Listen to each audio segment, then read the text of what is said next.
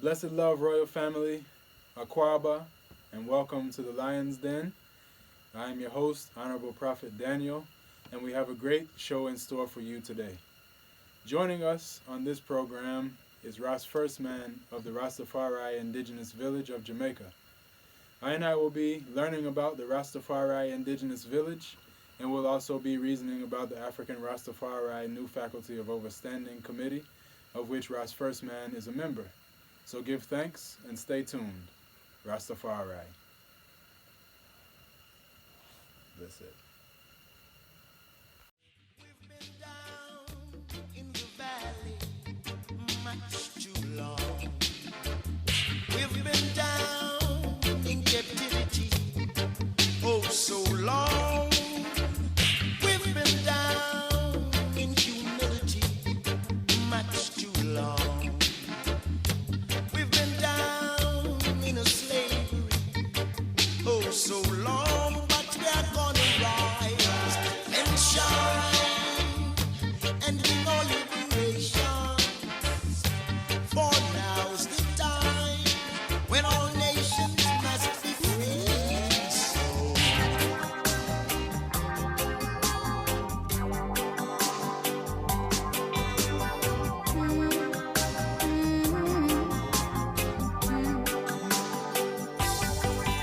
I was born with 2 tears in my eyes for Africa.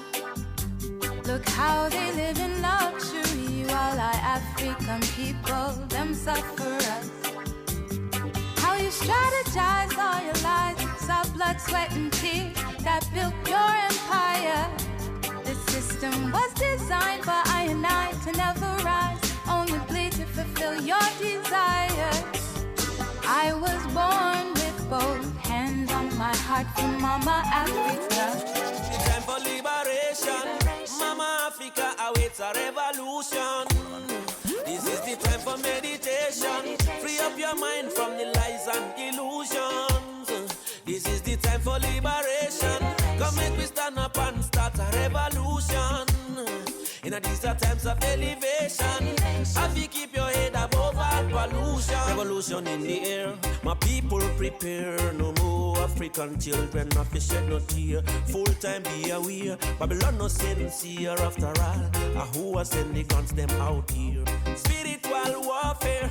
They may rage on the people like they don't care. The world we live in is unfair. Yet a victim mentality won't take us nowhere. Rastafari. Blessed love, my Lord. Thanks for life. So, Ras FirstMan, can you please give myself and the listeners a little bit of information about the Rastafari Indigenous Village and what meditation, what vibes led the eye to create such a village? Well, blessed love to the family. Now we give thanks to be here whenever it is to speak about Rastafari and the endeavors of Rastafari. It's always a pleasure to share. The Rastafari Indigenous Village for us has not necessarily been a new concept. It's about looking at the whole journey of Rastafari that sort of force people who are not of the same bloodline to always choose, so when I say bloodline, I mean, yes, we're all Africans, but not growing up in the same family home. And find Rastafari to always find a way how we can gather together to create that African family.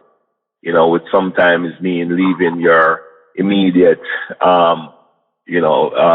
family and choosing this movement of a family.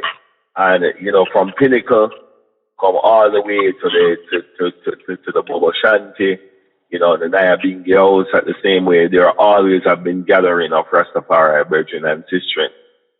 But the difference came about somewhere around about in the year 2000. We started this journey from about 2003 when we recognized that there was this need to educate ourselves about who we are as Rastafari first and foremost.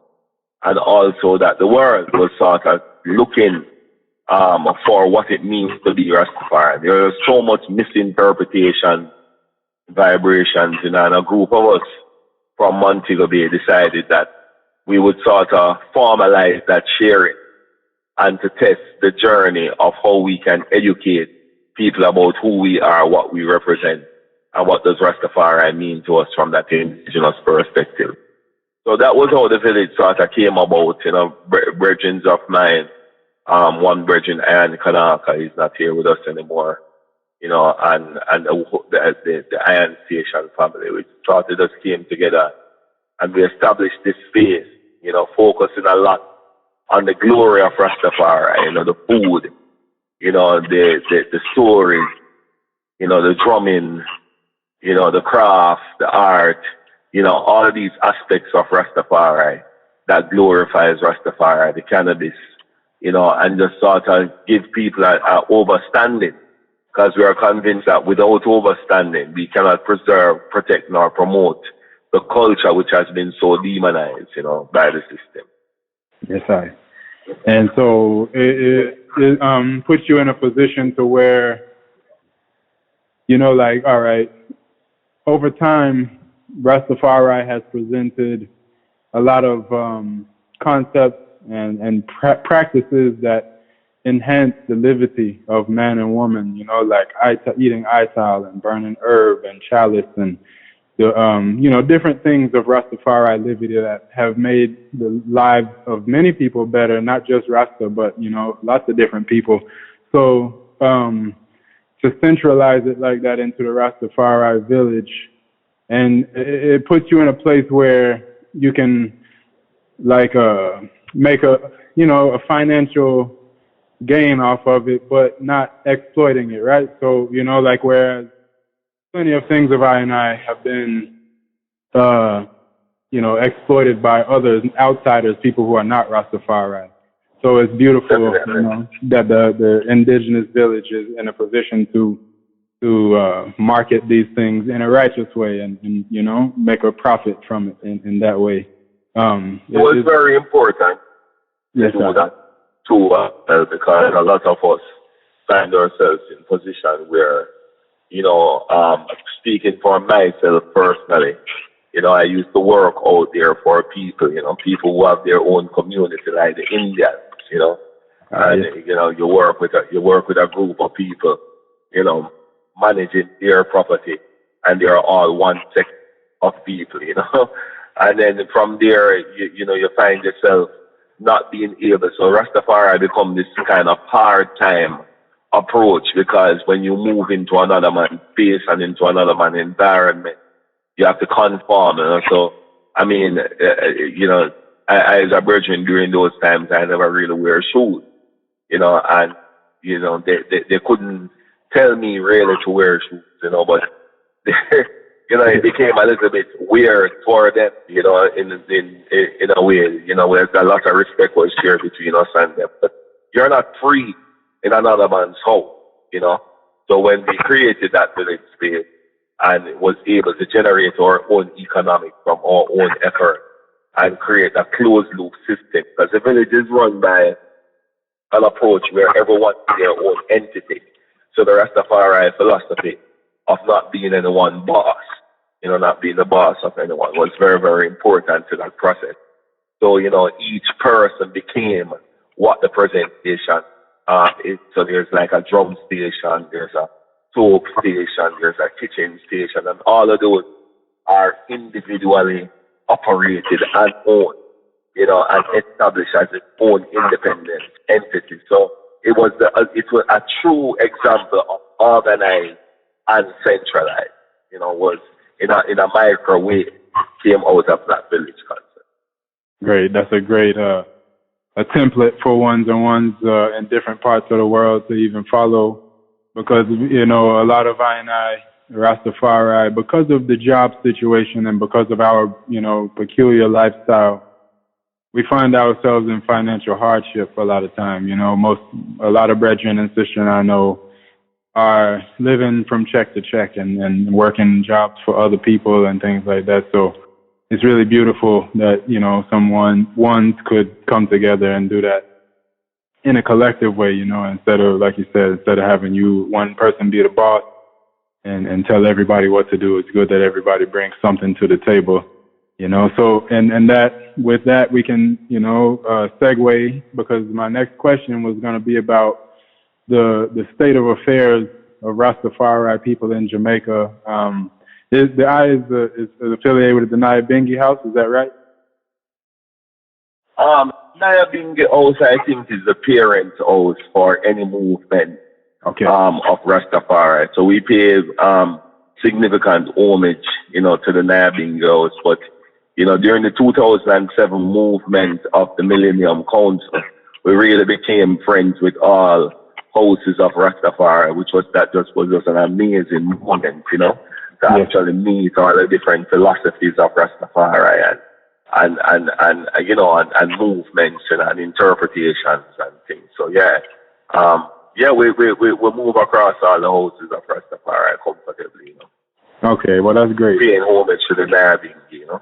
Yes, So can you, for ones that, you know, don't live in Jamaica, can you just explain, like, what's the current state of, like, are there mansions in Jamaica, the Bobo, Bingi, 12 tribes, are they working together? Is their finances in order? Are we in a good place right now as Rastafari in Jamaica?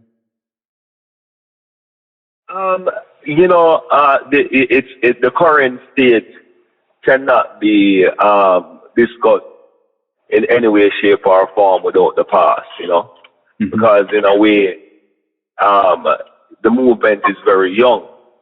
And sometimes when people think about it in terms of its formulation and so on, you know, the whole concept of Rastafari's life, it has been itinerant. But as it relates to coming together and things, you know, it is very, very young, the movement. And ones have sort of, in my estimation, put themselves in an organized way, Bobo Shanti, so on and so forth, and basically has set many mandates for themselves. You know, but as the vanguards of the movement, the ancients and so on, are really going through processes of transition, you know, and not with us here anymore, you find that there's a lot of conversations that are now being had, you know, as it relates to how Rastafari can preserve themselves. And then you have probably the youngest of those three mansions, which is the 12th tribe, and that's what, 52 years old, you know, and then you have the other ones like the School of Vision and so on and so forth. So everyone is in their corner, but with an effort to try and have some kind of a collaboration. So it's happening. These collaborations are happening, and you know that process of collaboration takes some getting used to. You know what I mean? The challenges are great because of distances, you know. So now it's a new age of telephones. So you never get an opportunity as Rastafari to finish a conversation. You know, once I've been in almost all of the organizations, and I have to travel from Mantle to Kingston. You know, and that's a very, very expensive process. So as Rastafari go through their daily lives and try to preserve as a landless people, you find that the resources are not there to allow the conversations to have that sealing up and that finishing. So there's always, you know, left with a lot of gaps, a lot of space to cover, and then, you know, nowhere to develop the conversation either. So if we had land in a particular way that we could develop on properly, then, you know, you could ride through your mistakes. But, you know, the community just finds ourselves with resources that are very low in terms of land and so on, and you know, they trying to have our concepts, trying to have our concepts, our different concepts amalgamate so it can work towards one clear goal. You know, you have Rastafari that sees the national approach to go through the government and empower themselves to repatriate, while you have Rastafari that see that repatriation is the only mission, and you don't speak to these governments about anything, man. So there are a lot of clash of ideas, you know, that are going on, and it's natural. It's a natural thing for a young community. So it's just how we're going to preserve ourselves at this 90-year mark, you know, and to see if we can really and truly establish that firmness. And I think the work is going on. We can see international community also coming in, which is very, very important, especially in the economic and resources side of it. So we can get a good spread, to see what really are the assets of Rastafari and where Rastafari are located and how we represent ourselves, within a closed loop setup. So I think it's just a process that we're going through now. It looks very rocky, at times, but it's still happening. There are a lot of positive things still happening, a lot of positive conversation, and it's just a time for reset and change. So that is where Jamaica is at right now, in my humble opinion. Yes, I give thanks. That's a very optimistic viewpoint. Sometimes when we're in the thick of it, it looks gloomy. Sometimes when we're working through the kinks, it seems like we're never going to get through things. But yeah, when you put it into perspective, that it's only 90 years, that's really one lifetime that Rastafari movement. So a lot of progress has been made, and there's still a lot more progress to make. So also with that, I would like to move into reasoning about the African Rastafari new faculty of Overstanding, which the I is a member of that committee. Can you just explain why you feel like that type of move needs to be made? Why is that committee important right now? And what do you think is how can it impact the Rastafari movement in a positive way? Well, I mean, it's all about the times.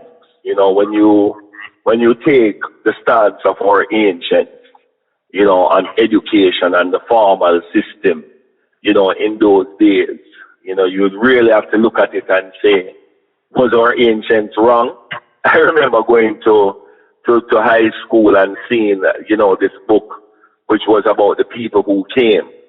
And the way how it represented, it was talking about the Indians who came here as indentured servants, the Europeans as the hierarchy, the Chinese again. But when it spoke about the Africans, and it actually showed all of these people with their rich heritage back in their home. But when it got to the African, it was an image of a European leading these Africans in chains. So you recognize that, our ancients wanted not to be a part of that kind of an educational system, but never really had the resources to establish our own during those times. I've lost it for a long time, and now in able to assess it, you may find that a lot of our youths will sort of feel as if something went wrong, because they're not able to cope as well in this time, because the whole idea of repatriation also was never ever to build a better Jamaica, never even to plant anything in Jamaica, no plans for Jamaica. And, so you find that there's a lot of assessment that could be considered what we call new, that needs to really happen in this time. New approaches because of new times. Our ancient also, during the time, if you say Emperor Haile Selassie is God and so on, you find that there's a lot of discrimination that you would now face. But right now in Jamaica, Emperor Haile Selassie, there's a school in Jamaica called Emperor Haile Selassie, and Rastafari is being taught into school. Like at the Rasta Village, I can tell you, just schools, it's a part of their curriculum and they come. So so this new reality that we are facing, where our ancients would not even be comfortable for their own Rastafari members to use a camera and record what the journey of our ancients have been, and we found out that other people were able to do it and present it. But now it's like, we have all of these historical things to look at, not in a way to say wrong or right, but to advise us as it relates to the present steps that we can take, And in those present steps, you're going to find some things that are going to be new. And that's what I think about the faculty, that it is a conversation of almost like a Sankofa type of a vibration where we look at the past, we assess it properly, and then we really look if those mindsets has really are they still valuable for today? They were valuable for when they were valuable. You're talking about a community that has made itself into a international philosophy, you know, that can guide humanity. Jamaica has presented Rastafari as one of the cultures that must be preserved for the human experience, you know, and so our accomplishments from our ancients can never ever be spoken about in a way as if there was wrong or right. But for those who live in this present time, they have to navigate this ship, and in this ship we have our children who, you know, they have their own desires as to how they would want to exist on the planet. And Rastafari can fit all of these times. But, you know, we'd have to look, do we do it through the Bible, as we have always done it? Or are we now going to look into the words of Emperor Haile King Selassie I to guide us? You know, so all those approaches, in my estimation, is what, you know, the new faculty would represent, a redesigning of methods and establishing our ancient values within these new approaches that we must to preserve those ancient values, you know. So that's why I like the conversation of the faculty to take a proper look at who we are and how we want to be represented, the declarations that we want to make for ourselves as Rastafari in relation to how we see the environment, the relationship between man and woman, the relationship between our values, you know, what we are preserving, you know, and I think that's a very important conversation, because first it will allow us to know each other, and then secondly it will allow us to create a roadmap towards our representation and our stance, you know, in this present time. Yes, King, give thanks. And, you know, as a young man, you know, I'm almost 40 now, but, you know, coming into this, it's a lot to think about, a lot to take note of, you know, like the ones who came before us really did the heavy lifting. You know, they took the persecution. We don't get beaten for having locks. We don't really get locked up for having herb anymore, you know, especially in Jamaica. You don't have that problem anymore. And, you know, you can wear your red, gold, and green. You can have a beard. So all of the breaking in of the society has been done. So now the generations that are presently taking up the mantle of Rastafari, we must always pay homage to those who came before us, who went through such trials and persecution, for us to have, you know, the grounds to stand on. You know, we always say we stand on the shoulders of our ancestors. So, you know, with that being said, the word sound, new faculty, it seems, from what I've understood, that it creates kind of a distancing with certain generations where one don't really necessarily identify with that word sound. But can you just kind of clarify, like, the idea that the new faculty is really not bringing like a new Rastafari, or is it, or, you know, what is, when we say new faculty of overstanding, is it a new thing, or is it a reinterpretation of the old thing or the present thing, or, you know, just to make one feel more comfortable with that movement and that committee, so that the community will receive it well, because we really need the community involvement in this project in order for it to be successful. So I'm just asking if you could just use this little space and time to kind of clarify for ones who might be shying away because of the word sound, new faculty of overstanding. Well, I mean, you know, as I say, I think it's Rastafari has found an itineral behavior in the one love principle. You know, so I think this is where the whole idea of new, you know, becomes a problem, you know, because whatever Emperor Haile Selassie has said from such time until now has not even been implemented. You know what I mean? So to start to say new can become a kind of a confusion, but we have always been on the path of implementation.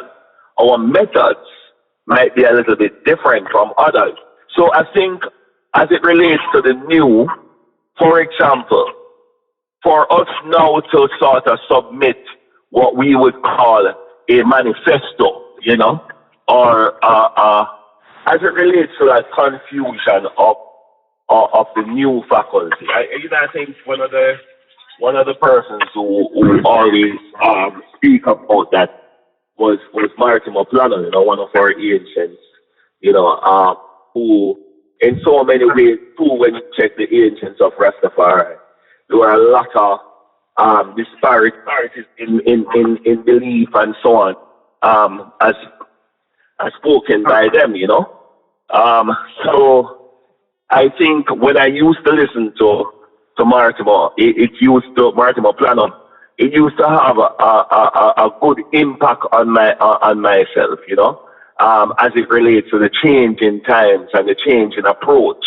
So just now for Rastafari to be even thinking about a summit, for Rastafari to be coming together and say, all right, we're going to introduce to the world what it means to be Rastafari, because there are just so many interpretations and judgments that can reach our community. And for these conversations as it relates to, you know, how we would see our economics, you know, and how we would see commercialization and trading and how we value our children and so on and so forth. All of these conversations, very, very new consensus, you know, a very new approach to having a consensus. And with those type of a consensus, you're talking about building a nation. You know, Rastafari has always declared ourselves as a nation. And if that declaration as a nation is not going to be identified, you know, it's not going to be something that when you speak, it represents all of Rastafari, then really and truly, you know, it's not going to be something that carries the type of weight that is necessary. So just to be able to think that, okay, we are going to look at different approaches, how we can achieve the very same thing. You know, not that we're changing the method, but we're looking at the different approaches, like internet, you know, all of these social media platforms, you know, bringing all of us together to have some kind of a consensus. Very, very necessary. Very, very necessary, but we have never really done this before. The one report that came out on Rastafari, probably in 1960, 1961, when the very same Martin Plano, in terms of seeing, you know, all the interpretations that government was having about Rastafari during that whole Claudius Henry period, and just a lot of negative about the community, you know, same thing which would have led up to the Coral Garden incident and so on. We have to be now proactive, which is what I like about the whole idea of the new faculty of interpretation. Is a proactive step, you know, to secure who we are, and that any outside entities can't just penetrate by declaring that they are Rastafari, and it doesn't represent what the philosophy of the ancient represented, you know. So that's why I basically, you know, see that word new not to be a demon, but to be looking at the methods, the approach to repatriation, the approach towards government, the approach towards the motherland, Africa. You know, there's a lot of things that are going on where people are, once repatriation was only Ethiopia, now people are looking to repatriate to different parts of Africa. But is that a structured approach, you know? And I think that's what I feel coming from out of the whole journey of the new, that we want to have some kind of a structured approach, that when we step into any places, we are identified in the way how we eat, so we are catered for, identified in the way how we dress, identified in the way how women are represented amongst us, or our youths are represented amongst us. You know, there's a lot of Rastafari spaces that really and truly, you know, never embrace the asset that they have within the women and and youths and children. You know, so to say that we're going to look at this in a very serious way is going to be very new to the community as well. And so that is what I don't think the word new should be classified but in a way that it's a change.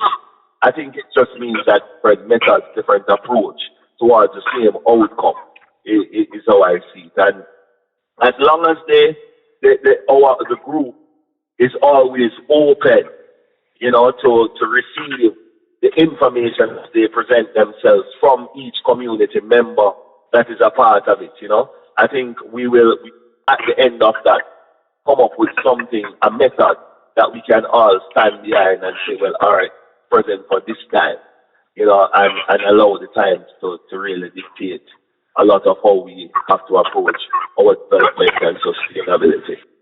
Give thanks. Yes, and I mean, that was a full answer. You answered my next question, which I was going to ask, like, you know, I know that there's a summit in May of next year where, like you mentioned, the manifesto would be created, which would outline you know, what it is to be Rastafari. But, like, besides the manifesto, like, what other outcomes do you think are possible? And, like, what, if it was up to you, like, if it was your own vision, like, what all would you have accomplished with this new faculty of Overstanding? And even after the summit, like, what kind of vision does the AI have for, like, the Rastafari movement post manifesto and summit and all of that? Like, you know, how is it going to be better for the average person, the average Rasta man or Rasta woman or Rasta child? How is it going to impact their lives and make it better for them so that they can see the value in what it is that the Rastafari new faculty of Overstanding is doing? Well, I think it would have broadened our philosophy claims as members of the earth.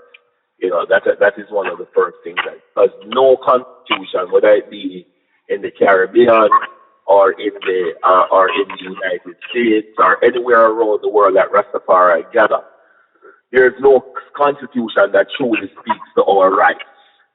Our rights are mainly embedded under the First People Indigenous More approach. So all of these are conversations that are taking place at the United Nations. You have to be thinking about, like, you know, conventions of intangible cultural heritage. You have to think about cultural diversity conventions. These are the only places where you will find, you know, that the Rastafari rights and any indigenous people rights are properly represented.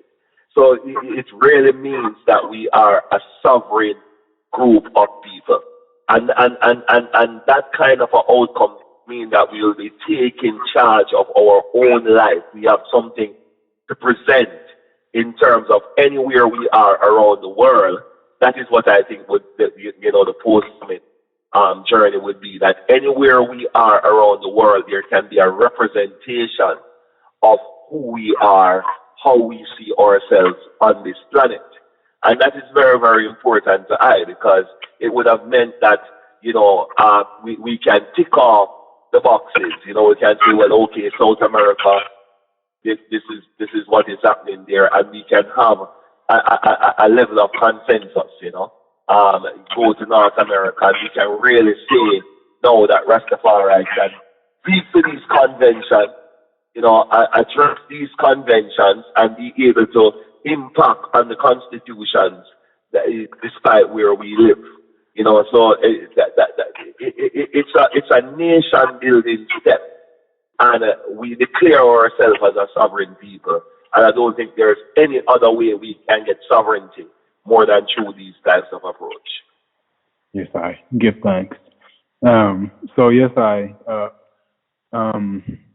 think that, I mean, that's all of my questions. If there was anything else that you wanted to, you know, share with the listeners, well, in any regard, it could be about the African Rastafari new faculty of Overstanding, or the Rastafari Indigenous Village, or any meditation that you have that you would like to use this platform to share with the people, then feel free, before we seal up the reasoning.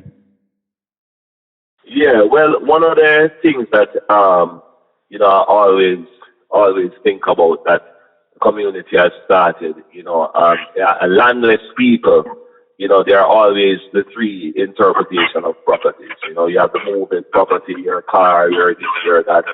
You have the real property, land, and so on.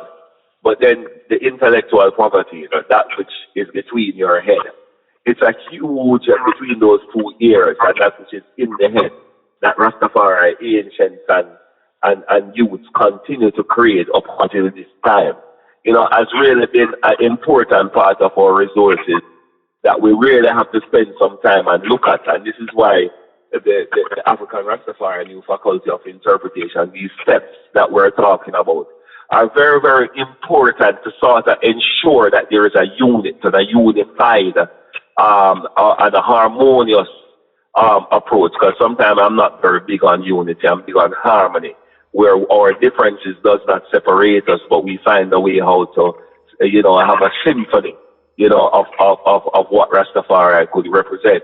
So I really and truly see that, every time I think about the Nation of Islam and the bean pie approach, where there's just really and truly two income streams, their paper and the bean pie, and they create a closed loop system, something that represents who they are and so on. I know that all of the togetherness that we are doing, all of the identification and of ourselves that we are doing, can only make our internal closed loop economic stronger, our philosophy around our children stronger, our infrastructures and initiatives can be stronger. And I really think to myself that this is a conversation that the community must look at, because we really do own the property of this time, which is the intellectual property. And once we can impact and find ways how to capitalize on what we have created and what we own, I really see it as a strong way forward, So that's just one of the areas in terms of to go inside and look at economic opportunities that we have created for our own sustainability and really, extract it so our children can really see us in a positive light, and not as people who have been, toiling, but can't master our time, and exist in state of deprivation and so on. So really and truly, I think that it has been set up for Rastafari to walk through the door of this time, and we just because we have made a living out of the atrocities, the stories of the atrocities, we sing so much songs about them and so on and so forth. So almost like it has become an income stream that we don't want to get rid of, and really and truly we keep, every time we win this fight with Babylon, we stand in the ring asking them for another round. So I really think we have to get over that process and see ourselves in the light of the great king of Ethiopia, God and King Emperor Haile King Selassie I. And once we can take that royal step, and look at the principles of Emperor Haile Selassie I. Too much time our opinions have taken over the template that has been proven and successful of Emperor Haile Selassie I. And that's the only place I want to have conversation. Not in what is going on in your mind or in this mind or in another person's mind, but in the proven template of Emperor Haile King Selassie I. So blessings and honor. Oh, give thanks, King. Yes, that's very important reasoning there. It's so much that, like I said earlier, that Rastafari has contributed to the world culture, but has not been able to financially gain off of because of our, whether it's lack of organization or representation or what, we have to get to the bottom of it and solve that riddle for the generations to come. So, like you said, our children won't see us as paupers that work hard and never really reach anywhere, work forever all our lives and have nothing to show for it to some extent, So To the listening audience, let's consider what the brethren has said as far as our intellectual property. Very important reasoning. Keep these things in mind. We shouldn't just create things and let other people come and reap the benefits. We should be the ones that get paid from it, And so, with that, I would like to thank you, Ras FirstMan, for taking the time to be with us and, sharing your perspective on the state of affairs of the Rastafari movement and how we can make it a better and lasting movement that our children will want to inherit. So again, we give thanks. I am Ja Daniel.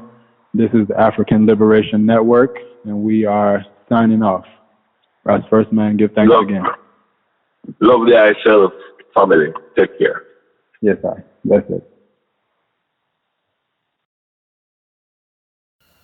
For more information on how to participate in the new faculty, send an email to info.arnfo@gmail.com, and you can also check out the African Rastafari New Faculty of Overstanding Facebook page to be able to contribute and get notified of developments. I would like to give special thanks to Ras FirstMan and the Rastafari Indigenous Village family, and I highly recommend that if you're in Jamaica, that you check them out. That's all for now. Thanks for tuning in. Please like the video, comment, and subscribe. And again, I'm Honorable Prophet Daniel here in the Lion's Den, and this is the African Liberation Network. Blessed love.